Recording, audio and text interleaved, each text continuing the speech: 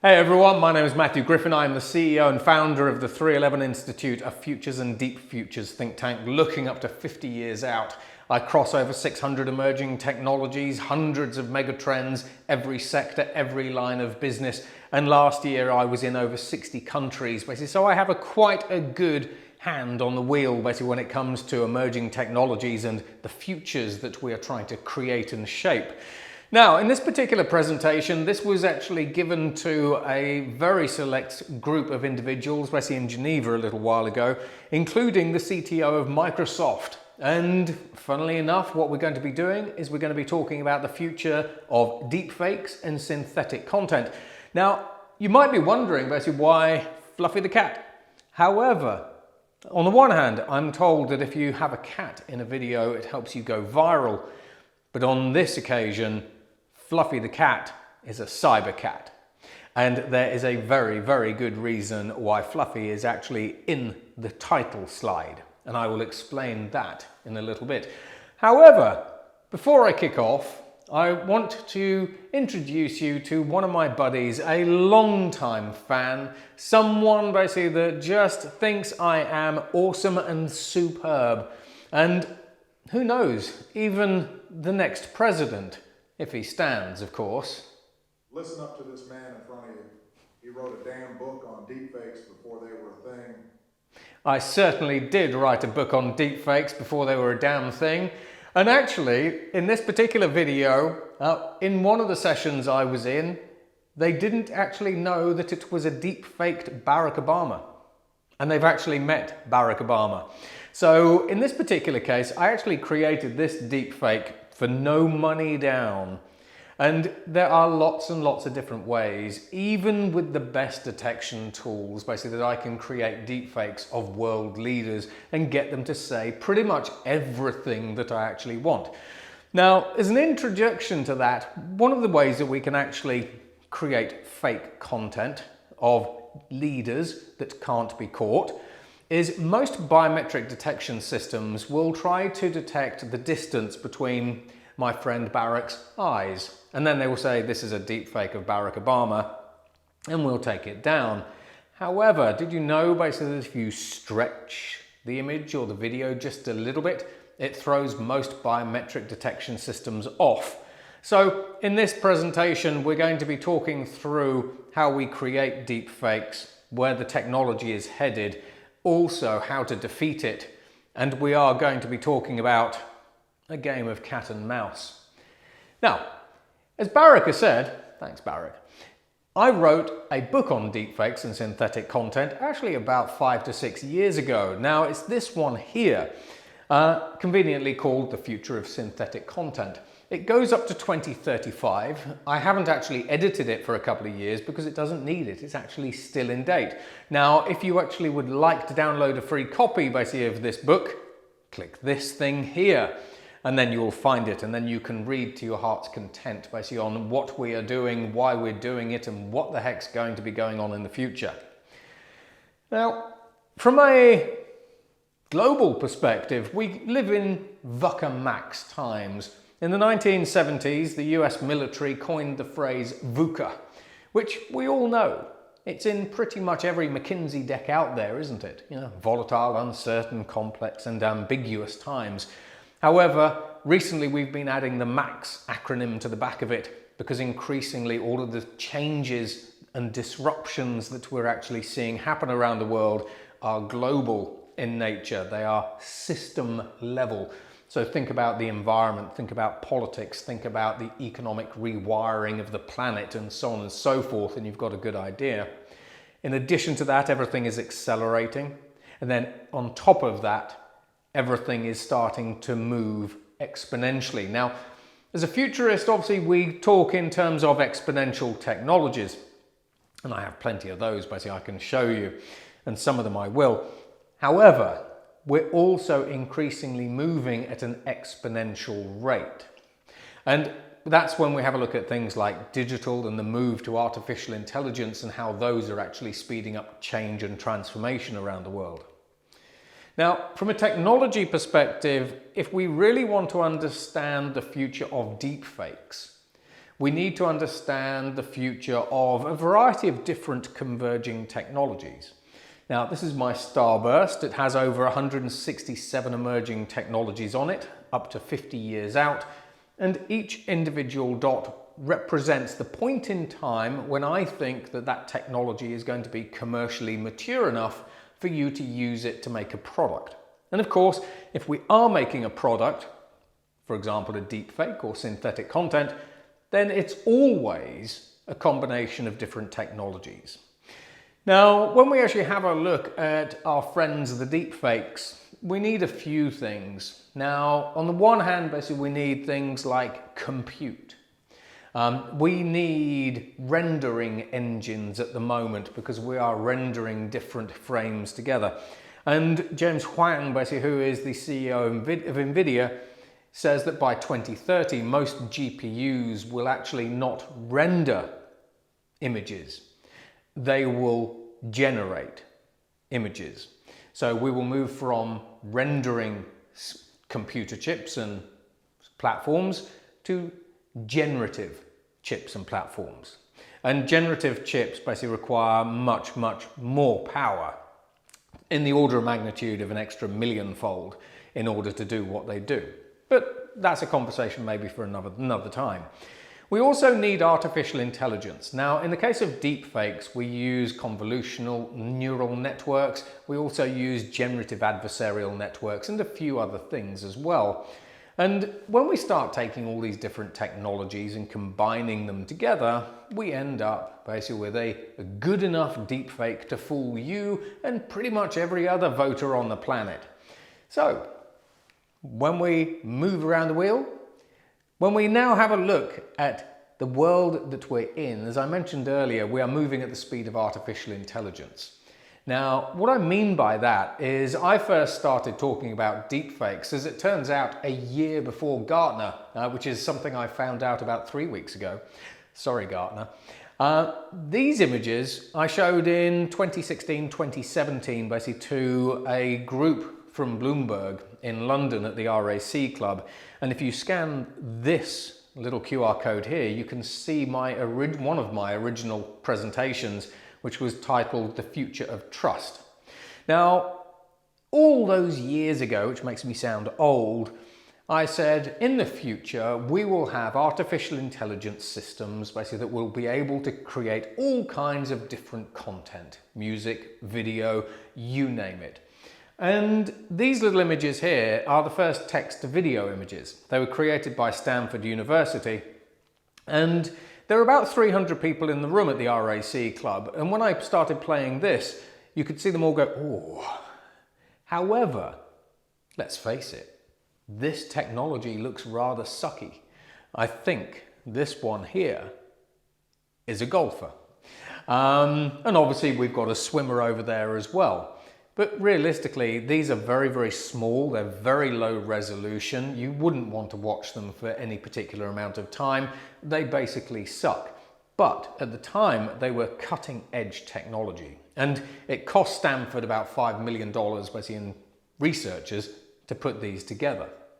Fast forward to today, basically, and you can use a platform like Sora from OpenAI to generate video quality images and product, basically, that is pretty much high definition. Now, when we actually have a look at the future of misinformation and disinformation, so there are two different strands here. Misinformation is where I mistakenly represent a piece of information to you. So I simply say 1 + 1 = 3, and it's a mistake. Disinformation, however, is where I say 1 + 1 = 3, but I actually promote it as the accurate piece of information. I'm purposefully trying to deceive you. So when we actually have a look at the future of misinformation and disinformation, it's important to separate the two out. And increasingly, misinformation and disinformation, as well as deepfakes, are a new ground zero.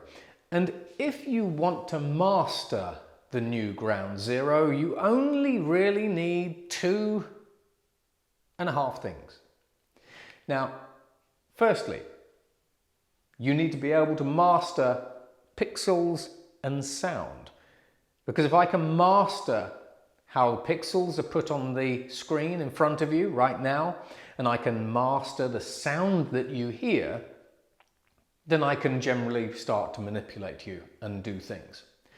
However, it's the other thing, the half a thing, that is the missing part of this particular jigsaw puzzle, because if I really want to start using the control of pixels and sounds to manipulate you and wider society, I need good old-fashioned national security style Psyops. Because we're all human, most of us anyway, and I can present different kinds of information in different ways, and you will have a different kind of response and a different kind of emotional attachment to it. And I'll talk to you about that later. So you combine the mastery of pixels and sound with state-level psyops, and now we have a way to influence, control, etc., the opinions and behaviors of every single person that is looking at something behind a screen. Which then brings us to this. As we increasingly get to the point where we have perfect mastery of pixels and sound, you should at no point in the future trust anything. And what I mean by that is trust no one. So that is no human. That is no AI bot. That is no digital human. So trust no one. And then also trust nothing. Now that is video, it's images and all those kinds of things as well, but it's also text, because I can use these same generative artificial intelligences to create fake reports and all kinds of different things, which I then use a trend called malvertising to get them to the top of Google ads. So you're now reading the information I want you to read, and you're believing my narrative. So increasingly, trust no one and nothing. And I dive into this concept in a little bit more detail. Basically, I did a session with Disney a little while ago on the future of online child safety, and we actually sort of go really into this trend. And yeah, I'll put a link to that basically in the comments below. Now, from a State of the Union perspective, when we actually have a look at where we are with deepfakes today, the fact of the matter is that the cost of creating all forms of content, whether it's music, whether it's movies, movie clips, basically whether it is video, whether it is text, etc., everything is dropping to zero. So this is where we often talk about the democratization of content creation. And increasingly, it's low cost to create deepfakes. As my friend Barak basically saw, it cost me nothing.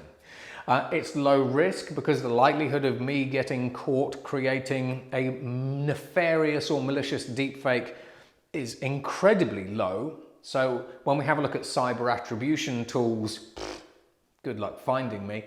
But it's high reward because in most cases, I can actually use this state of misinformation and disinformation to destroy, democracy, let alone other things.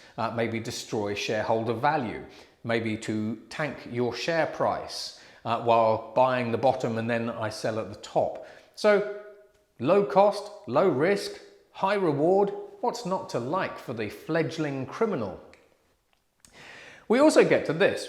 We also have any input to any output. Now, what I mean by this is at the moment we're using text to, for example, create images and video and so on and so forth, but I could use my voice. As I'll show you later, I can use my mind. That's it. If I can get it to work, obviously. And in terms of any output, I can use my voice to get an artificial intelligence to create a new video, a new movie, a new piece of music, or I can get it to create a new piece of software or a new product that I then 3D print. So that's where I can use my voice to use an artificial intelligence or direct an artificial intelligence to create a 3D rendered model of something, which I then go off and put into production. So inevitably, we also kind of see this natural life cycle to things. So at the moment, I as the human input certain sets of information into the artificial intelligence. As we move into the future, it's myself and the artificial intelligence working in tandem to create whatever it is I want to create. And then we have full autonomy and fully autonomous systems. So that is where, for example, I could simply set an artificial intelligence to auto and it will produce 1,000 movies a day, forever, until someone unplugs the little beastie. Now, when we actually try to use artificial intelligence and different tools on our truck today to create, say, a movie, movies are the ultimate kind of content that we want to create. However, in order to create a scene like this, or to create a movie like Blade Runner, an artificial intelligence would actually need to be able to do lots and lots of different things. Firstly, it would actually need to know that if a building is burning, that smoke and flames rise. When we have a look at things like the vehicle, it would have to know what a vehicle is. It would have to know what shape a vehicle might be. Might have to know things about materials. When we look at things like gravel, it would have to understand basically how that is shaped, how it's affected by rain. When we have a look at things like perspective, it would need to understand that the tail of this car basically is going to be bigger basically than Ryan Gosling, for example, in this particular case. It also needs to understand what a storyline is, what a start, middle and end is, how to put a script together, the clothes basically that Mr. Gosling is wearing.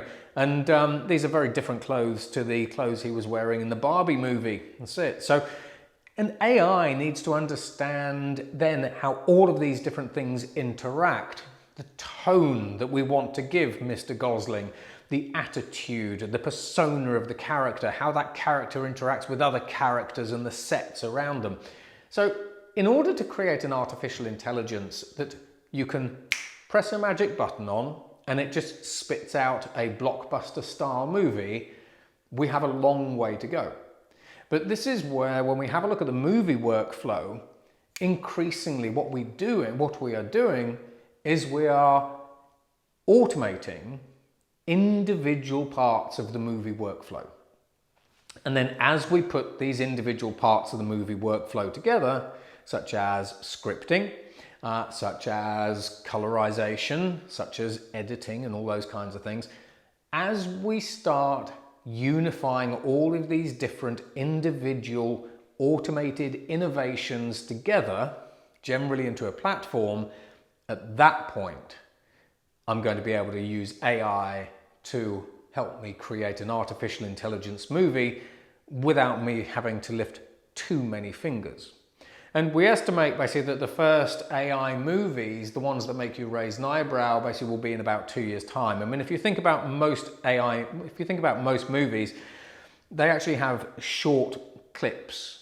You know, you might have a character in a scene for say 10 to 15 seconds, then we cut to another one. Now we can already kind of create those kinds of miniature movies basically using platforms like Sora.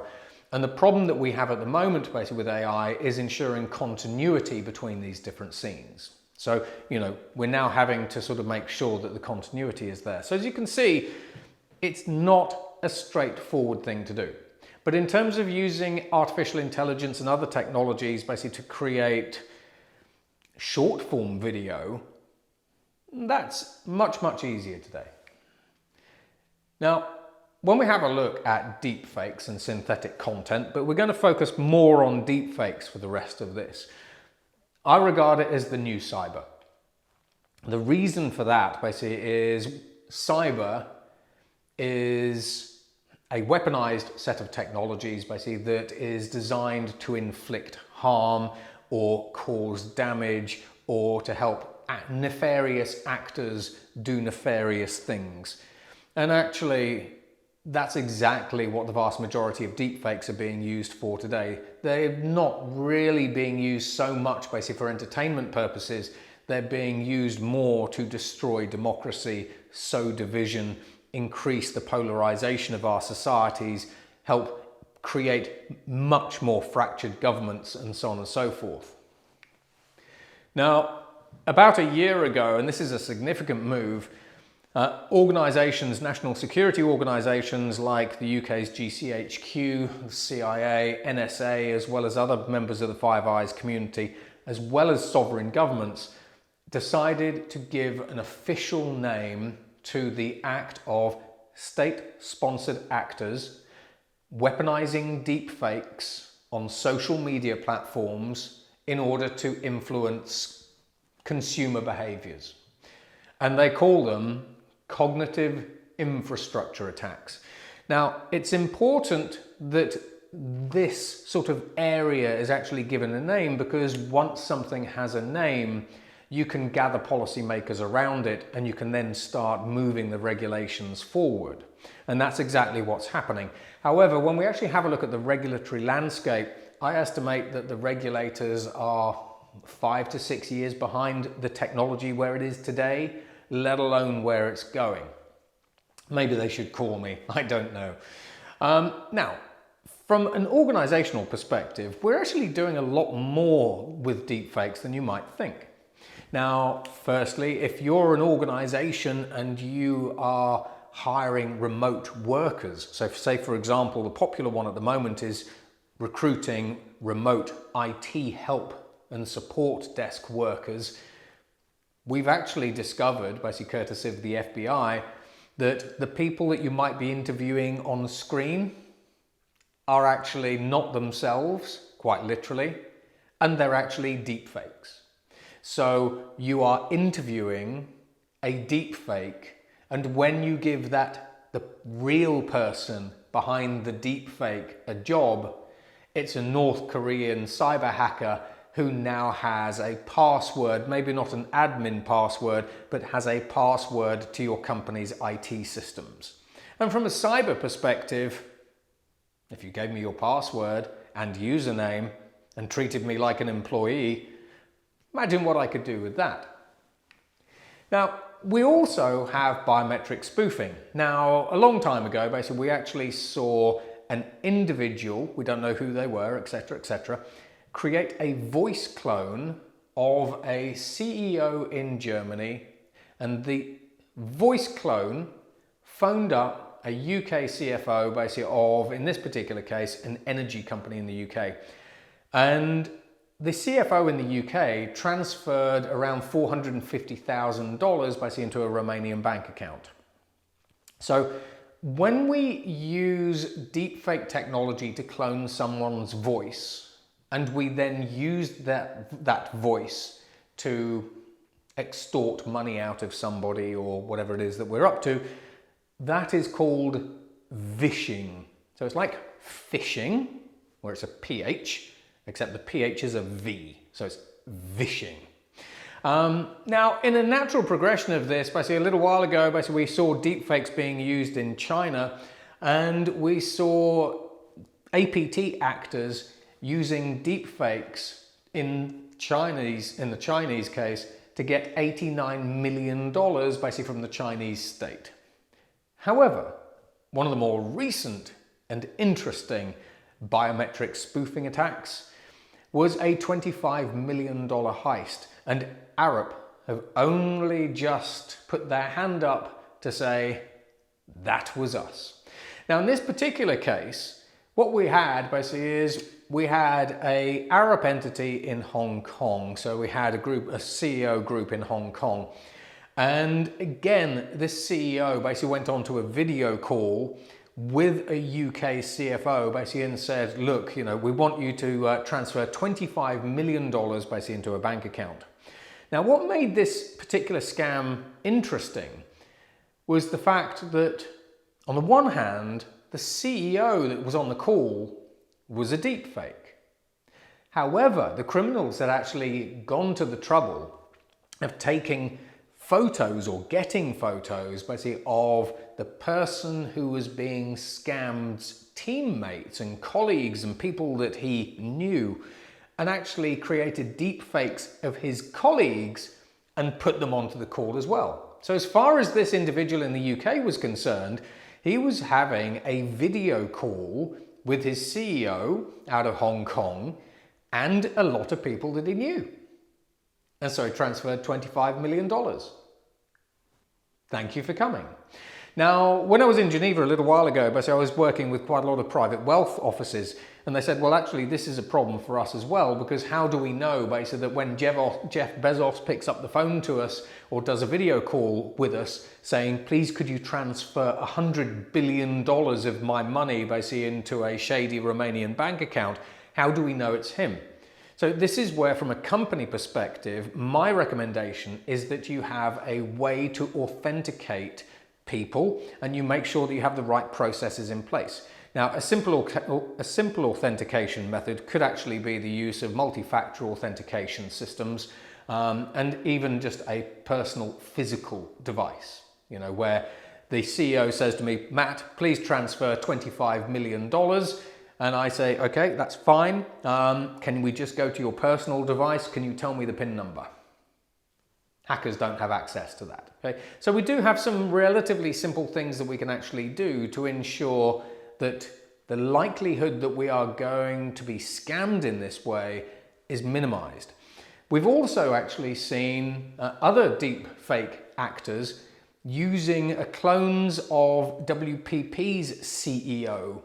And now the deepfake clone of the WPP CEO was used against agencies.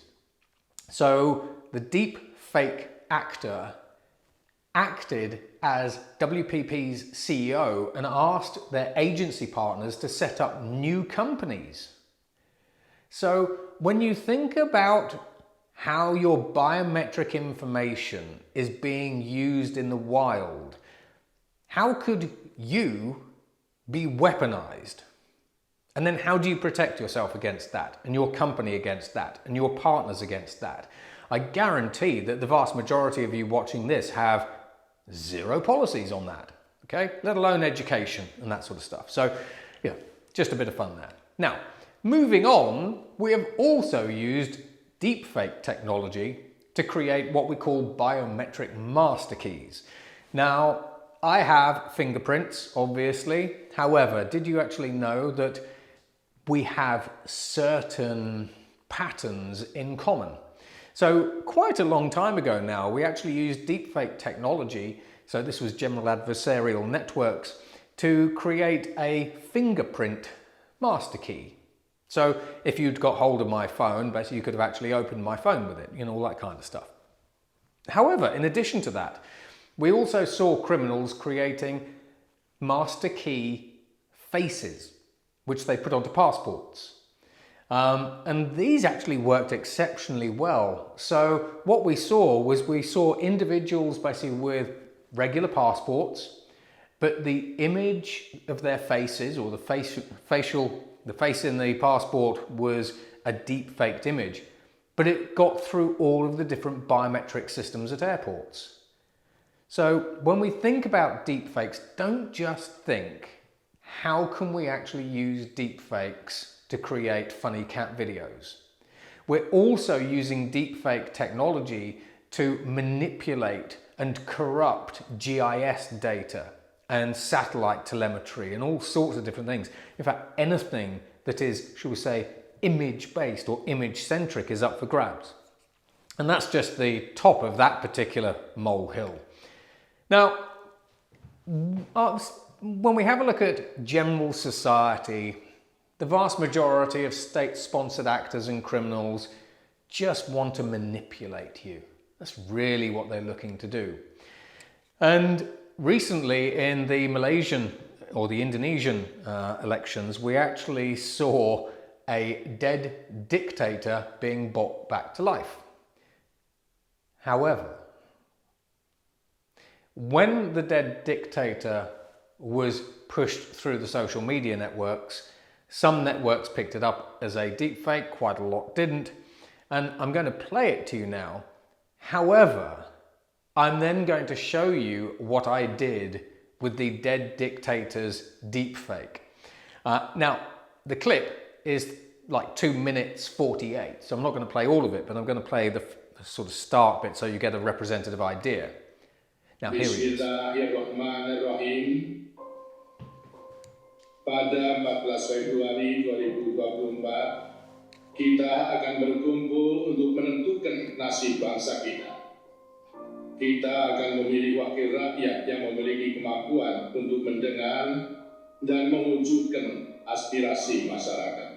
Saya, Presiden Soeharto, Presiden Indonesia yang kedua, mengajak Anda untuk memilih wakil rakyat dari Golkar. So, I'm going to stop him there because unless you speak Indonesian, you're no idea basically what he's actually saying.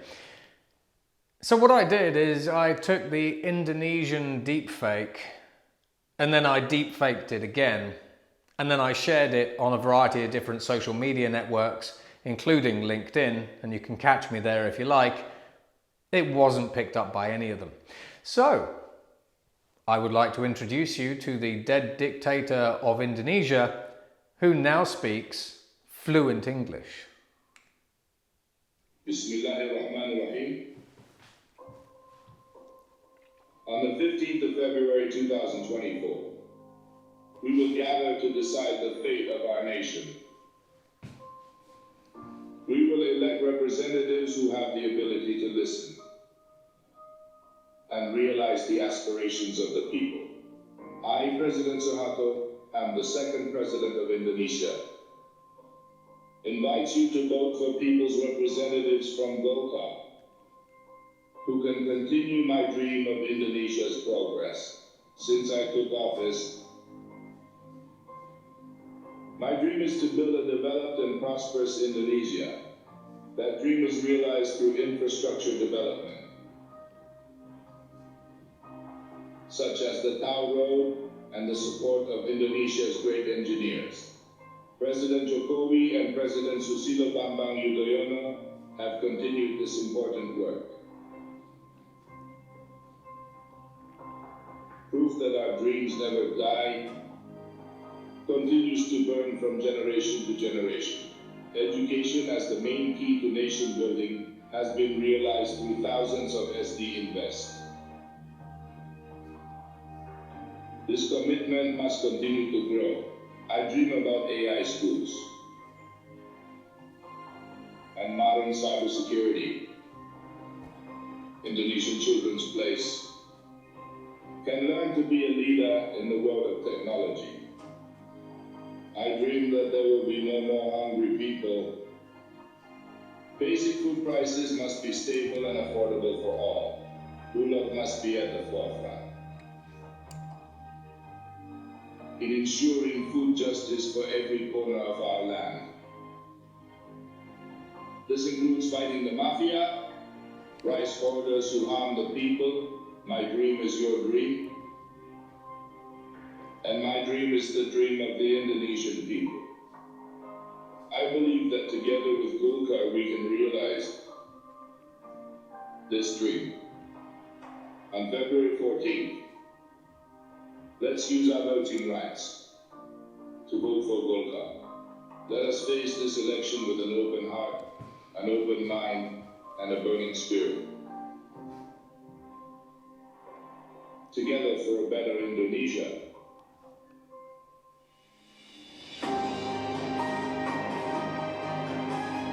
And now, some patriotic music.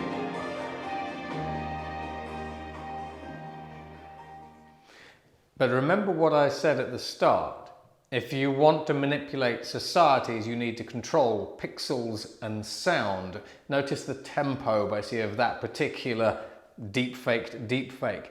However, it's also the words, the emotional connection, all of those kinds of different things that actually are maybe even more important than the slightly lousy quality of the deepfake. Now, bearing in mind basically that over 2 billion people, generally lack quite decent education, the vast majority of people actually thought that was real. We've also seen the use of deepfakes in the recent Indian elections as well. And a lot of people basically thought those were real. So I don't have to create perfect 4K stereo quality deepfakes in order to get you to think that you are listening to an authentic leader or an authentic piece of video. Not at all. Now, when we talk about other kinds of deepfakes, we have deepfake audio, basically. So, why don't we just, like President or ex-president, maybe to be President Donald Trump, actually use deepfakes to do political assassinations? So, let's roll. Hi everyone, welcome to our Ron DeSantis Twitter space. Hello? Is my microphone working correctly? George, can you just wait while we... Hello? Can you hear me? We can all hear you, George. Can you just hold on for a second? Alpha, I don't think they can hear me. I can hear you fine, George. Just speak to the I don't think George knows how to use Twitter. Hello? Can you hear me now? Can I please make my big announcement now? Everyone just... Hello? Just shut up, George. Can somebody just mute George? Dick, could you try not to cough on the... Okay, so how are we going to take out Trump, you guys? Guys from the FBI, this is not a private call. This is a public Twitter space. Everyone can listen in. God damn it. Anyway, guys, we invited everyone to this Twitter space so Governor Ron DeSantis could... Everyone just shut the hell up so I can make my announcement, okay? You go, girl. Wait, the devil is gay? So what? Everyone in this call is gay.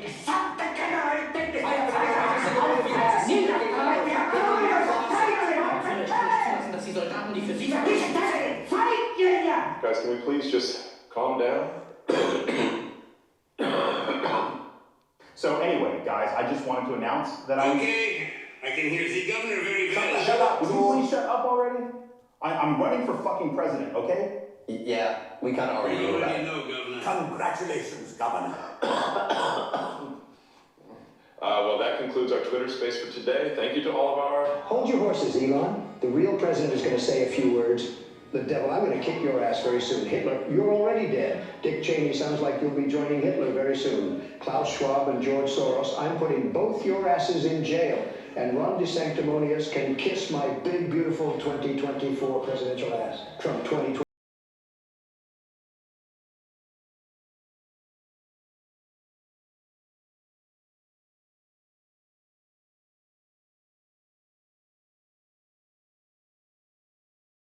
And who invited the devil anyway? That's it. And was that the real Donald Trump? In fact, it probably actually was. Was that the real Elon Musk? Probably not, etc., etc. But either way, when we start really thinking how far we could push this deepfake boat, we've seen dead dictators being brought back to life, which brings their ideologies back to life and back to the front of mind for many, many people around the world. We've got audio deepfakes, basically, of all kinds of people. Who's next?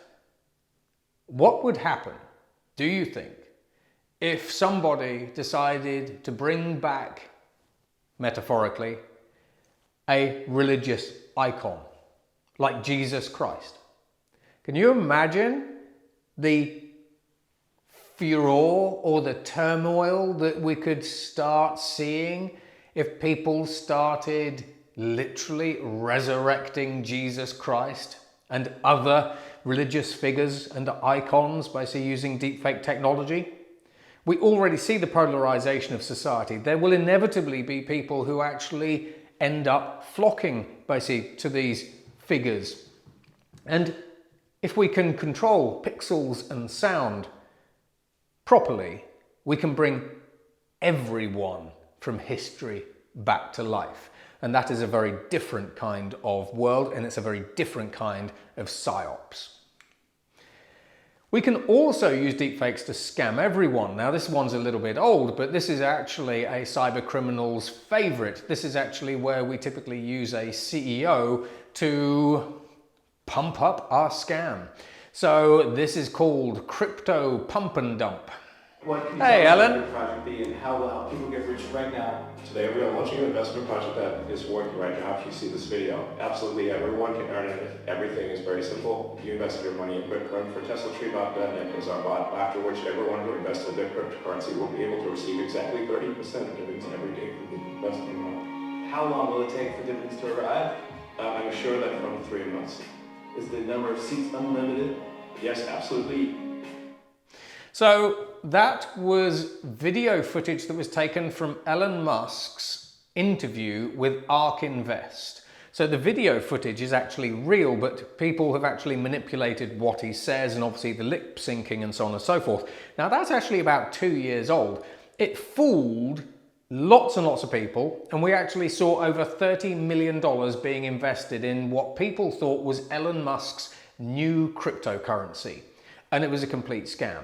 Now, when we actually have a look at these, what we call crypto pump and dump schemes that use deepfakes basically to artificially inflate the price of a particular meme coin or cryptocurrency, we estimate that so far criminals have got away with over $500 million of crypto.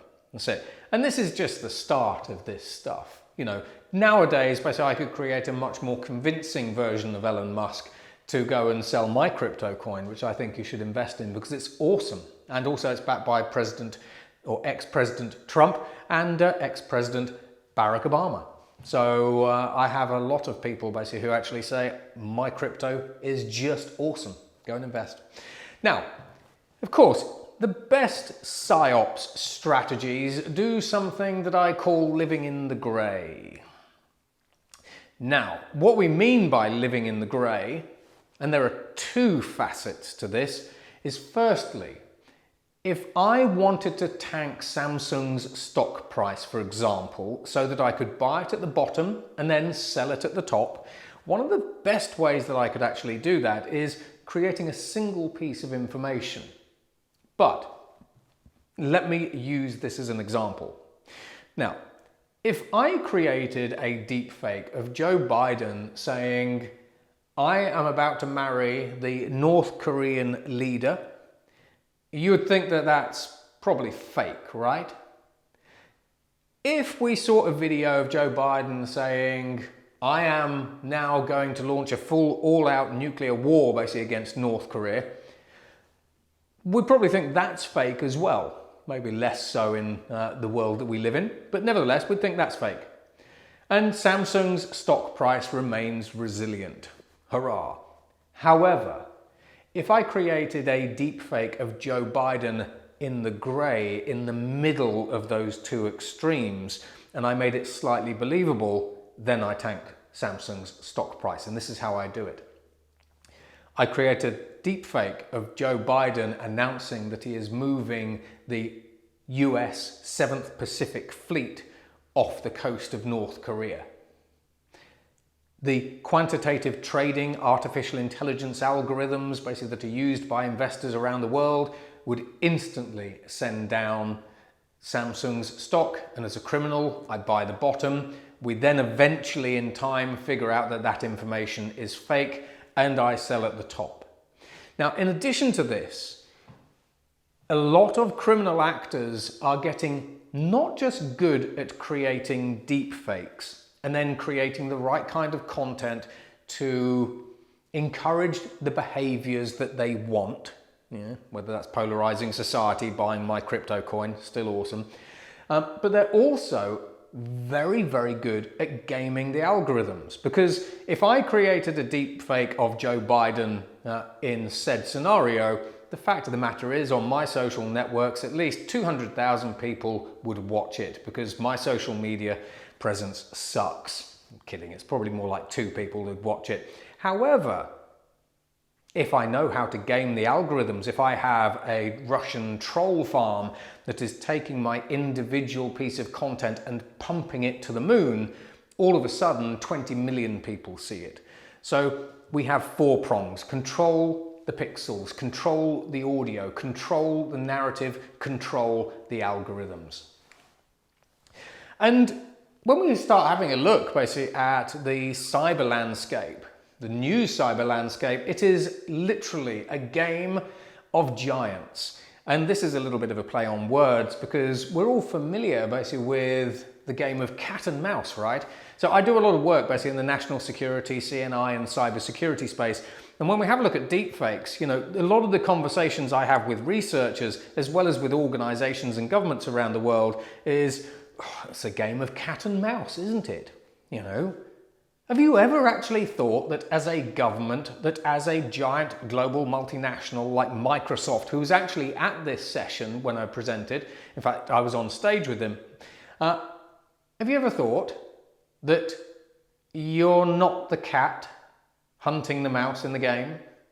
That as a company, as a government entity, as a cyber company, you are actually the mouse?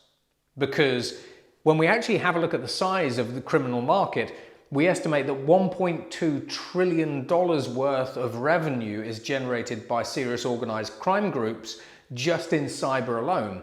Last year, we saw cyber affect over $7 trillion worth of GDP. That is over twice the market capitalization of Microsoft. So when we say this is a game of cat and mouse,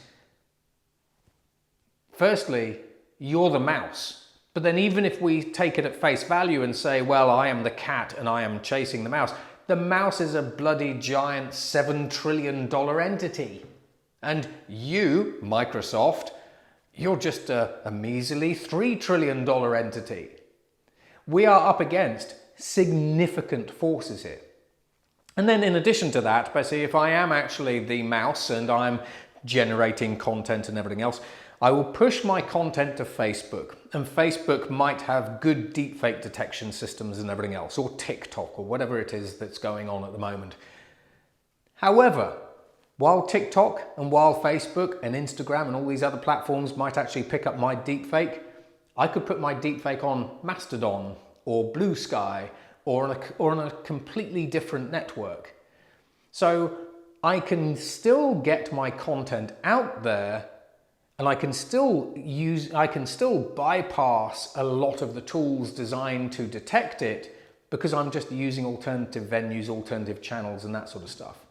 And then in addition to that, basically when we have a look at deepfake detection tools, there is no standardization, even though we're actually trying to detect deepfakes at the hardware level and the software/content level.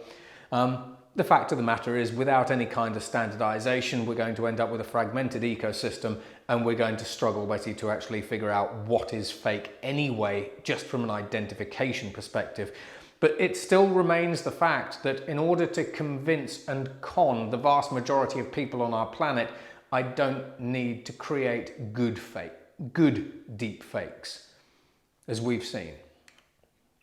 Now, if I do want to bypass the vast majority of deepfake detection systems out there, then I can use something called an artificial intelligence adversarial attack. Now, this is where I change a couple of pixels, and by changing a couple of pixels, a machine vision system will think that a brick is a cat, or a cat is a llama, or a llama is a Ferrari. That's fairly straightforward to do. I can also stretch the images, resize things and everything else. That's kind of like a lowbrow hack.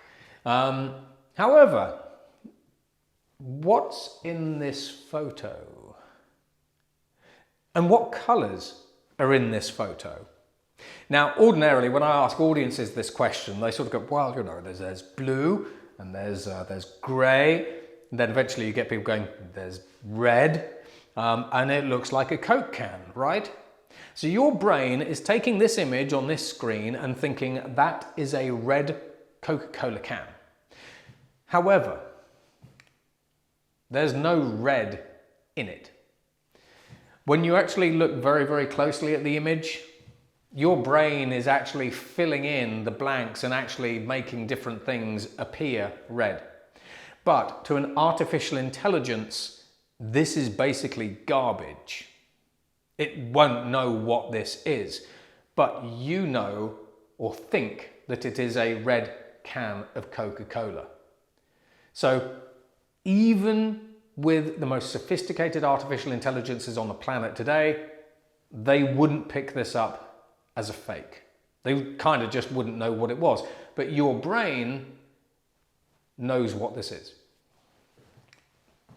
Now, when we have a look at defenses, because we've talked about how we attack, this is how currently We are seeing some of the most leading edge companies in the deepfake detection space do what they do. Now, firstly, if I was a deepfake, then my face wouldn't be flushing.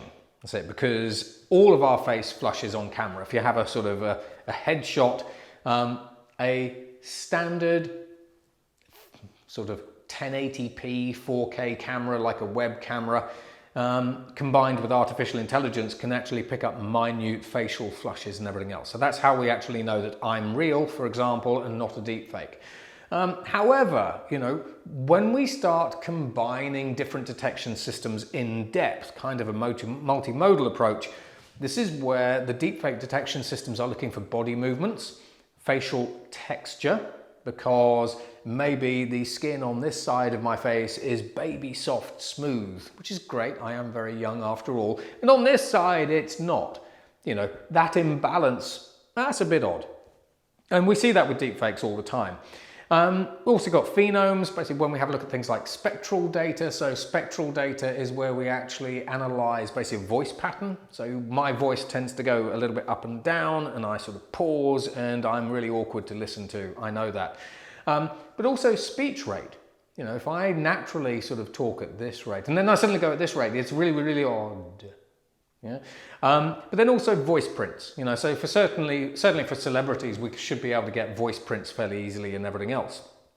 But did you know basically that from a voice print perspective, we have 60,000 variations in our voices every second, and an artificial intelligence based microphone can actually pick that up. And so there's a lot of fingerprinting that we can actually do to detect whether or not a piece of audio from a forensic perspective is fake. So if I actually ran the Donald Trump deepfake that appeared on X a little while ago, basically through, for example, a voice print system, it would say these people are fake. However, when we actually have a look at sort of the more technical piece of the puzzle, we can look at things like chromatic spacing. Now, chromatic spacing is just a very, very fancy way of saying how the individual colors that make up an image are spaced. That's it. It's not necessarily about how grainy an image is, it's about the individual spacing between dots and colors and everything else. We also have color processing, because actually, did you know that different artificial intelligences, when they're creating deepfakes, will use different color processing systems. So one might appear slightly blue, one might appear slightly red. And to the human eye, you wouldn't be able to tell the difference, but to an artificial intelligence, it can. Also lighting. So for example, you'll notice that here I'm lit from above. So if someone did actually do a deepfake of me, don't, that's it, I will find you, then my mouth might end up having a slightly different lighting pattern to this 4K video. And then things like spatial noise, you know. Now spatial noise basically is essentially just as it says, you know, noisy portions of an image that just look out of place when we look at things forensically and statistically. And then we have artificial intelligence fingerprinting technologies. So again, did you know basically that depending on the general adversarial networks that you actually use to create your deepfake, or the CNNs or the Maklov filtering systems, there's a whole variety of weird things that we can actually use to create deepfakes, not just AI in general. Each artificial intelligence has its kind of own way of doing things. So each artificial intelligence has its own unique fingerprint. So we can detect that this is a Russian AI, a North Korean AI, an American AI, a Matt AI. Also, we can look at the positioning of individual content basically within the frame as well. I mean, maybe I have a cup that's floating mid-air. That one's a bit obvious, but again, you know, we're looking at content positioning. Then there's also temporal continuity. Now, when we have a look at temporal continuity, this is simply where we are looking for continuity between individual frames. So, for example, as I just did then, you know, if all of a sudden, you know, my hand is here, that looks a bit odd. So we're looking for temporal continuity. And of course, you combine all these different things together, and now you get into a better position to identify, or at least stand a chance of identifying, deep fake content. And then attribution. Attribution is the difficult part. That's kind of a different talk. Now, when we have a look at the deeper future, because let's now go really, really deep. Let's leave artificial intelligence behind, at least metaphorically. In 2019, or thereabouts, we could create content using our minds. I did say at the start, I would use my mind to create content. Now, in 2019, remember those Stanford images, basically where, you know, we use text to video and you look at the little video snippets and they look junk?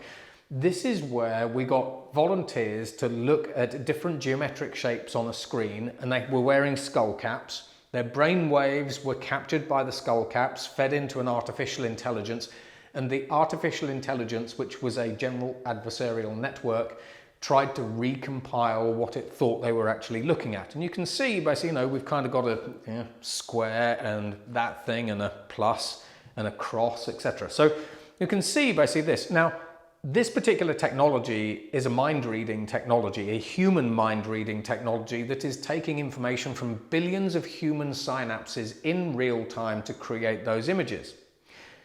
And absolutely, those images looked a bit rubbish. Okay? So 2018, 2019, remember that time frame. Fast forward lots of years to 2022. Oh, it's high def. So this is where we use same set volunteers basically to have a look at this handsome man here, and the artificial intelligences, because they've been better trained, etc., generated that output. Now, on the one hand, I'll agree with you basically that the output isn't perfect. It's not a perfect copy basically of the original. However, it's really quite good. So today we are using artificial intelligence as well as the Unreal engines and all these other things to create a variety of new content in new ways, whether it's deep fakes, whether it is using the Unreal Engine to create movies and meta-humans and God knows what. However, we already have the technology to read your mind, to read the images and the movies that are in your head, the sentences that are in your head, compile them together and stream them to your favorite YouTube channel. So how will we then detect those? Because actually Mark Zuckerberg famously is already trying to create a non-invasive brain-machine interface with Regina Duggan, basically, who is the ex-DG of DARPA, which is the bleeding edge research arm of the US military, to create mind-reading technology that we can already stick into a decal, like a little sticker or a pair of glasses. That's a different conversation as well, to read your mind. And I know what you're thinking. Is that the end? And it is. So I hope you enjoyed the show. Thank you very much for listening. For those of you that actually got to the end, all two of you probably. And if you want to know more, you can download basically all of my different books and codexes and everything else basically from this link here. There's about 15,000 pages basically of futures content. If you don't want to read it all, I can recommend a good artificial intelligence to thump all my books into, and it can summarize them all as it's about future stuff, right? But no, my name is Matthew Griffin. Thank you very much for watching. And from me, it's goodbye.